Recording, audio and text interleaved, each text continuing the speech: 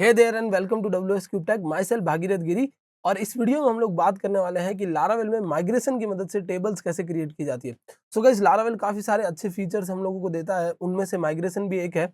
तो पिछले एक वीडियो में हमने माइग्रेशन के बारे में ऑलरेडी कुछ डिस्कस किया था, तो अगर आपने वो वीडियो नहीं देखा है तो ऊपर आई बटन में आपको उसका लिंक मिल जाएगा, तो आप उस वीडियो को भी देख सकते हैं। और चलिए समझते हैं सबसे पहले कि माइग्रेशन की मदद से टेबल क्रिएट करने का कमांड कैसे हिट किया जाता है। सो माइग्रेशन की मदद से आपको टेबल क्रिएट करने के लिए आपको पीएचपी आर्टिसन कमांड लिखना पड़ता है। PHP artisan make migration then create underscore table name underscore table.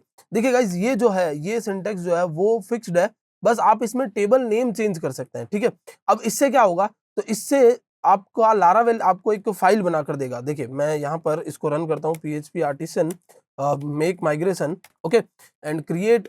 और हम लोग एक कस्टमर्स की टेबल बना रहे हैं। ठीक है, तो customers underscore table, okay, customers underscore table, ये हमने एक टेबल बनाई। और जैसे आप एंटर प्रेस करोगे तो ये क्या करेगा, एक फाइल क्रिएट करेगा। ये फाइल जो है वो पीएचपी की एक फाइल है, जो कि एक क्लास बेस्ड फाइल है। देखिए अभी मैं आपको ले जाकर दिखाता हूँ, यहाँ पर हमारे डेटाबेस वाले फोल्डर के अंदर माइग्रेशंस में इसने कुछ migrations already Laravel by default देता है। और ये आपका कस्टमर वाली टेबल का माइग्रेशन यहाँ पर आ गया। और देखिए कस्टमर्स यहाँ पर लिखा हुआ है ऑलरेडी, ओके। अब ये जो है उसके लिए क्या किया, इसने क्लास बनाई है क्रिएट कस्टमर्स टेबल, और उसी नाम से यहाँ पर क्रिएट स्कीमा क्रिएट और कस्टमर नाम से ये टेबल का नाम लिखा हुआ है। अब ये है क्या, थोड़ा सा आपको इसको भी समझा देता हूं मैं। तो स्कीमा नाम से ऑलरेडी एक क्लास बनी हुई है।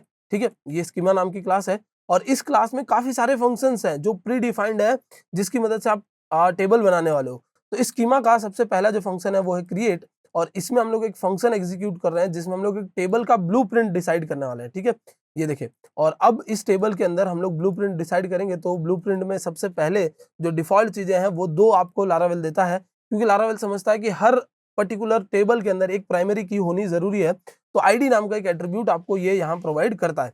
पहले लारावेल 7 से पहले ये आईडी नाम का एट्रीब्यूट नहीं आता था। अगर आप ओल्डर वर्जन पे जाएंगे तो आपको एक लार्ज इंट करके अपने आप से एक आईडी बनानी पड़ती थी। बट अब लारावेल आपको एक आईडी नाम का ये फंक्शन देता है, जिसकी मदद से आप एक टेबल में आईडी बना सकते हो। ठीक है, तो हम लोग अगर यूजर्स वाले टेबल में जाए तो देखिए यहाँ पर भी एक आईडी है, इसी तरीके से कस्टमर्स वाले टेबल में एक आईडी है। बट क्या हो, अगर मैं नाम अपना खुद का कोई रखना चाहूँ, जैसे मुझे रखना है कस्टमर्स अंडरस्कोर आईडी या कस्टमर अंडरस्कोर आईडी, तो बहुत सिंपल सा, आपको आईडी के अंदर ये एक आर्ग्यूमेंट पास कर देना है और यहाँ पर लिख देना है कस्टमर अंडरस्कोर आईडी। अब बाय डिफॉल्ट जो इस फील्ड का नाम था वो था आईडी, लेकिन आपने इसको क्या कर दिया, आपने इसको बना दिया कस्टमर अंडरस्कोर आईडी। ठीक है, तो ये लारावेल पूरा पूरा कस्टमाइजेशन देता है, आप जितनी भी चीजें चाहे अपने अकॉर्डिंग चेंज कर सकते हैं। बस आईडी वाला फंक्शन आपको यूज करना है, सो दैट एक प्राइमरी की बन सके। फिर दो और चीजों के लिए, यानी दो और फील्ड्स के लिए लारावेल आपको यहाँ पर एक फंक्शन देता है जिसका नाम है टाइम स्टैम्प्स। और लारावेल बाय डिफॉल्ट दो फील्ड्स बना देता है। एक होता है क्रिएटेड एट और एक होता है अपडेटेड एट। ठीक है, अपडेटेड एट और क्रिएटेड एट का मतलब है कि ये पर्टिकुलर रिकॉर्ड कब क्रिएट हुआ था और ये पर्टिकुलर रिकॉर्ड लास्ट टाइम कब अपडेट हुआ, तो वो चीजें भी लारावेल पूरी मैनेज करके रखता है, सो दैट ट्रैकिंग इजी हो पाए। ठीक है, तो ये हो गए दो फील्ड्स जो लारावेल आपको बाय डिफॉल्ट दे रहा है। अब हम लोग कस्टमर्स की बात करते हैं, तो कस्टमर्स की बहुत सारी फील्ड्स हो सकती है।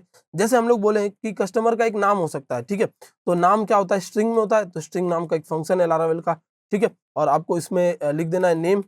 ठीक है, तो ये कस्टमर का नेम हो जाएगा। और फिर अगर आप चाहते हो कि जो कस्टमर का नेम है वो 100 डिजिट से या 50 या 60 कैरेक्टर से ज्यादा बड़ा ना हो, तो कॉमा सेपरेटेड आपने 60 लिख दिया। फिर आपको पता है कि कस्टमर की एक ईमेल एड्रेस होगा, तो कस्टमर का ईमेल एड्रेस जो है वो भी स्ट्रिंग में होता है, तो यहाँ पर स्ट्रिंग लिखा हमने और यहाँ पर लिख दिया ईमेल।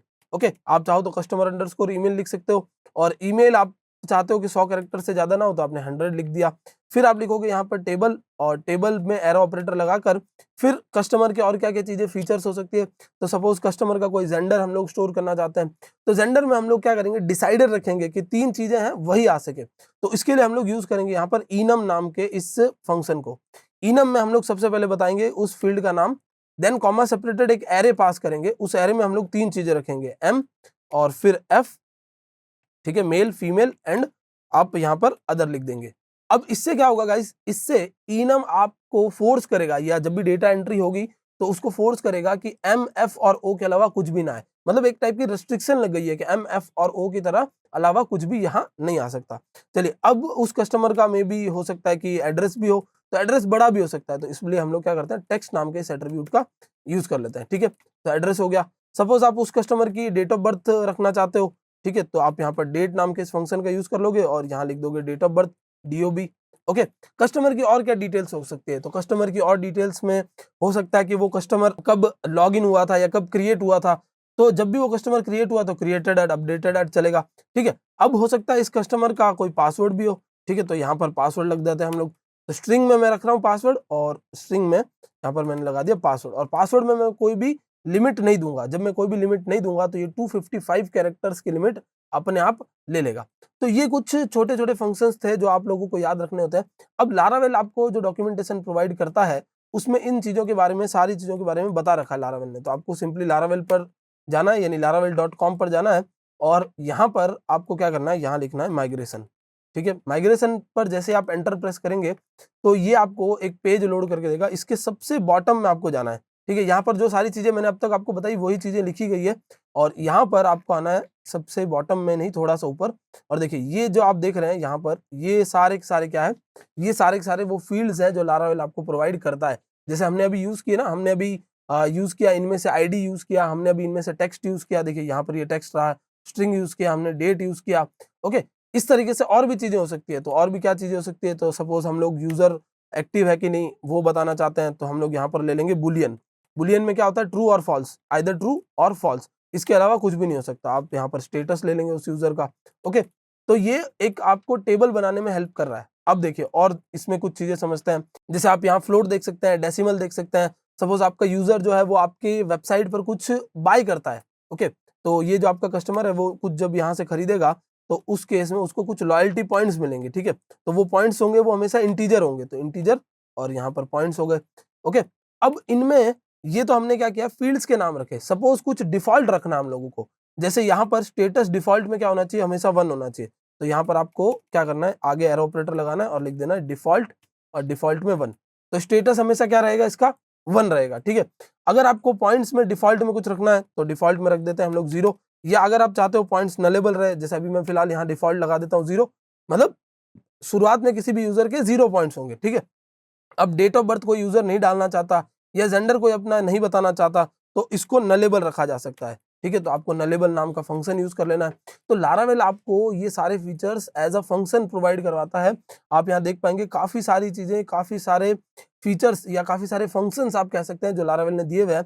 जैसे किसी का मैक एड्रेस उठाना है, किसी का टाइम स्टैम्प रखना है, कहीं पर टाइनी इंट रखना है, अनसाइंड बिग इंटीजर रखना है, आपको UUID रखना है, ईयर्स रखना है, सभी के लिए यहाँ पर देखिए सिंपली डॉक्यूमेंटेशन में लिखा हुआ है कि किस तरीके से इसको यूज करना है। जिस तरीके से मैं आपको बता रहा हूँ उसी तरीके से इसको यूज करना होता है। ओके, अब कुछ और मॉडिफायर्स आप यहाँ नीचे देख सकते हैं, जैसे ये मॉडिफायर्स हैं। ठीक है, ये मॉडिफायर्स एक्चुअली तब काम आते हैं जब हम लोग टेबल को मॉडिफाई कर रहे हैं। शुरुआत में हम लोग टेबल मॉडिफाई नहीं कर रहे हैं तो हम लोगों को जरूरत नहीं है, क्योंकि अभी हम लोग टेबल क्रिएट कर रहे हैं। ओके, तो चलिए अब ये हो गया पहला स्टेप टेबल क्रिएट करने का। अब बात करते हैं कि ये जो मैंने क्रिएट की है टेबल, उसको मैं डेटाबेस में कैसे पहुंचाऊं। जैसे मैं अगर आपको डेटाबेस दिखाऊं तो ये WS क्यूब नाम से डेटाबेस मेरा बना हुआ है, जिसमें अभी कितनी टेबल्स है, 4 टेबल्स हैं।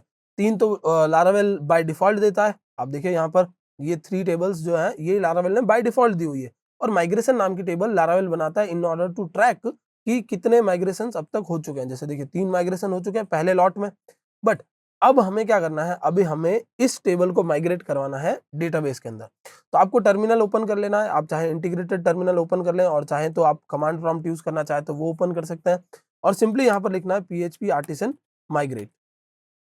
ओके, और जैसे आप PHP आर्टिसन माइग्रेट लिखकर एंटर प्रेस करेंगे तो ये क्या करेगा, आपको टेबल को माइग्रेट कर देगा, टेबल को क्रिएट कर देगा। अब ध्यान रखिए काफी टाइम्स पर क्या होता है कि यूजर्स यहाँ पर या काफी टाइम पर डेवलपर्स यहाँ पर कुछ एरर्स क्रिएट करते हैं। ठीक है, और काफी टाइम कंफ्यूज रहते हैं कि ये एरर कैसे रिजॉल्व होगी। तो उस चीज को भी मैं आपको समझा देता हूँ। जैसे मैंने क्या किया, मैं यहाँ पर आता हूँ और एक बार हम लोग नेक्स्ट स्टेप को समझते हैं ताकि हम लोग टेबल रोल बैक कर सकें। तो देखिए रोल बैक करने का ये तरीका है। रोल बैक करने का मतलब होता है कि जो लास्ट माइग्रेशन हुआ है ना उसको वापस बुला दो। तो एक बार देखिए इधर आकर मैं रिफ्रेश करता हूँ तो आपको यहाँ पर एक टेबल एड ऑन होकर दिखेगी। ठीक है, ये कस्टमर्स नाम की टेबल आ गई, ये वाली। और अब ये कस्टमर्स नाम की टेबल जो है उसमें ये सारे फील्ड्स आ गए हैं, और आप इसके स्ट्रक्चर में जाएंगे तो इनके डेटा टाइप भी अपने आप डिफाइन हो चुके हैं। वो हमारे जो फंक्शंस थे उन्होंने इनके डेटा टाइप डिफाइन कर दिए, varchar 60 character, varchar 100 character, enum text date हो, वेयर केयर हो, टाइनी इंट हो। ठीक है, ये सारी चीजें पहले से डिफाइन हो चुकी है। अब मैं इसको टेबल को वापस डिलीट करना चाहता हूं, तो डिलीट करने के लिए मुझे क्या करना है, PHP आर्टिसन माइग्रेशन और रोल बैक। ठीक है, PHP आर्टिसन माइग्रेट और कॉलन रोल बैक। तो अब टेबल जो है वो रोल बैक हो चुकी है। रिफ्रेश करेंगे तो आपको यहाँ से टेबल हटी हुई दिखेगी, यहाँ टेबल नहीं है। तो अब मैं वो एरर क्रिएट करके दिखाता हूँ आपको कि कैसे उसको डिटेक्ट किया जाता है। जैसे मैंने डेट के अंदर DA कर दिया, DA हटा दिया, DTE बस इतना रख दिया और मैंने किया PHP आर्टिसन माइग्रेट। तो देखिए ये यहाँ पर आपको एक एरर दिखाएगा। अब ये जो एरर है ना उसको पढ़ना समझिए, पढ़ के उसको समझिए कि मेथड में यहाँ पर एक एरर लिखी हुई है कि मेथड और blueprint DT does not exist. मतलब समझ में क्या आना चाहिए कि यहाँ पर ये जो ब्लूप्रिंट है, हमने क्या किया, ब्लूप्रिंट का एक ऑब्जेक्ट बनाया है ये टेबल, और टेबल से हम लोग मेथड नाम के इस डेट नाम के इस वेरिएबल को, डेट नाम के इस फंक्शन को एक्सेस करने की कोशिश कर रहे थे, बट यहाँ पर तो DTE लिखा हुआ है, तो उस चीज की एरर दे रहा है। तो ये आपको पढ़ के समझना पड़ेगा कि एरर क्या है और किस टाइप की एरर, और मोस्टली एरर्स जो होती है वो फंक्शंस में होती है या फिर यहाँ पर कहीं आगे मॉडिफायर्स में होती है। ठीक है, अब देखिए मैंने एरर रिजॉल्व कर दी है और मैं PHP आर्टिसन माइग्रेट करूंगा तो डेटाबेस में मेरी टेबल माइग्रेट हो जाएगी, और वापस डेटाबेस में जाकर मैं रिफ्रेश करूंगा तो यहाँ कस्टमर्स वाली टेबल आ जाएगी, ये आ गई। ओके, तो ये तरीका होता है डेटाबेस में टेबल माइग्रेट करने का। अब सपोज कभी कभी हम लोग क्या करते हैं कि हमने कोई टेबल बनाई, उसके रिलेशन में दूसरी टेबल बनाई, सपोज कस्टमर्स की टेबल है और उसके रिलेशन में हम लोगों ने टेबल बनाई है किसी पैकेज से, कि उस यूजर ने कौन सा पैकेज लगा रखा है। जैसे हम लोग अमेजॉन प्राइम का अगर एक मेंबरशिप लेते हैं तो वो क्या है, उनका एक मेंबरशिप पैकेज है जो हमने खरीद रखा है। तो सपोज दो टेबल के बीच में एक रिलेशन बना हुआ है, तो उस केस में हम लोग क्या करते हैं, दो टेबल्स का एक रिलेशन क्रिएट करते हैं, और रिलेशन क्रिएट करते टाइम कभी कभार ऐसा हो जाता है कि माइग्रेशन रन करने की वजह से वो रिलेशन क्रिएट नहीं हो पाता है।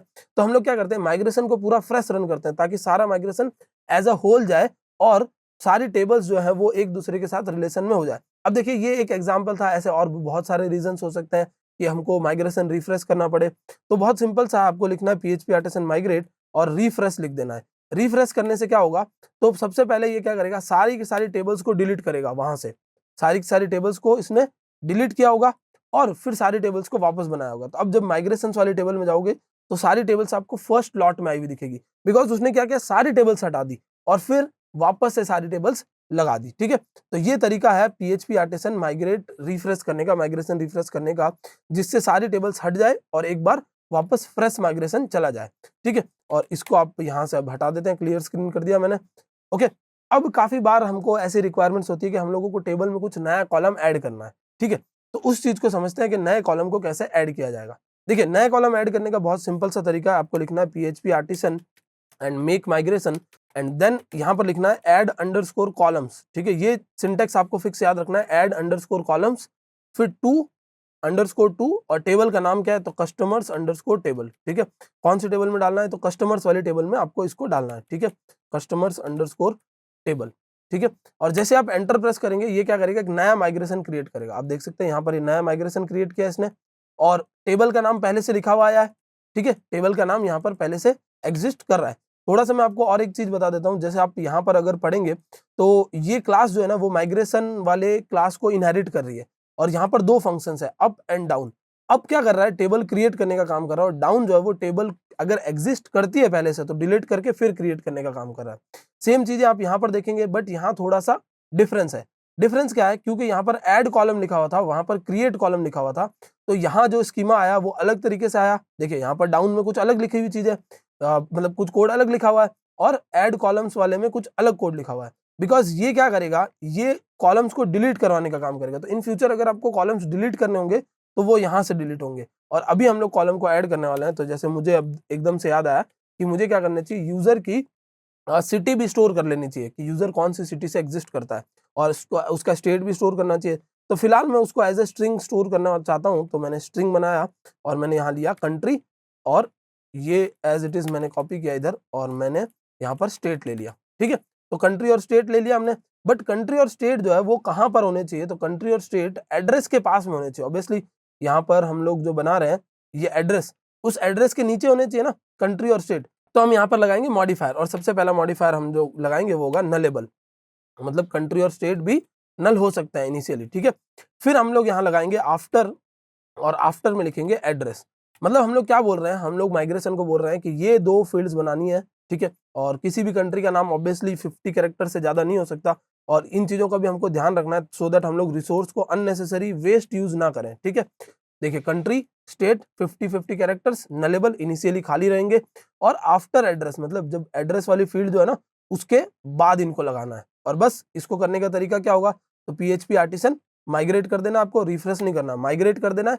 जैसे आप पीएचपी आर्टिसन माइग्रेट करेंगे, स्ट्रक्चर पे फिर से क्लिक करेंगे तो आपको एड्रेस के बाद स्टेट और कंट्री दोनों चीजें दिख जाएगी, बिकॉज माइग्रेशन ने क्या किया है, उनको वहां पर स्टोर करवा दिया। ठीक है, तो ये तरीका था टेबल के कॉलम को ऐड करने का।